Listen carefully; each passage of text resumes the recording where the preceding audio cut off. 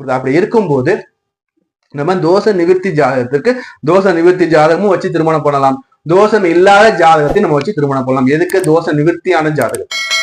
புரியுதா? சரி, இதுல தோஷம் உள்ள ஜாதகத்துக்கு தோஷமுள்ள ஜாதகம் மட்டும் வைத்து திருமணம் பண்ணுங்க. அதே மாதிரி பாத்தீங்கன்னா முருகன் வழிபாடு வச்சுக்கோங்க. புரியுதா? அந்த முருகன்கிட்ட மனமுருகி வேண்டும் போதும், அந்த முருகன் நம்ம அனுதினமும் நம்ம துதிக்கும் போதும், இந்த முருகனுக்கு நம்ம செம்பருத்தி மலர், ரோஜா மலர் சொல்லி சிவப்பு நிற மலர்களால் நம்ம முருகனை அலங்காரம் பண்ணி பார்ப்பதன் மூலியமாகவும், முருகனுக்கு மலர்ச்சூட்டு விழாக்கள்ல நம்ம சிவப்பு நிற மலர்கள் கொண்டு முருகனுக்கு கொடுக்கும் போதும், செவ்வாய்க்கிழமை தோறும் முருகனுக்கு வழிபாடு பண்ணும் போதும், செவ்வாய்க்கிழமை தோறும் நம்ம அந்த செவ்வாய்க்கு பிடித்த உணவை நம்ம முருகனுக்கு நம்ம நிவேத்தியம் பண்ணும் போதும், நமக்கு செவ்வாய் நாள் வரக்கூடிய கெடு பலன்களை நம்ம நட்பலனாக மாற்றி நம்ம அமைத்துக் கொள்ளலாம். நான் இதே மாதிரி உங்களை வேறொரு காலையில் சந்திக்கிறேன். நான் உங்களுடைய அன்பு நண்பன், அன்பு தோழன், அன்பு ஜோதிடர் கார்த்திக் ரேகராமன். வாழ்த்துக்கள். நன்றி.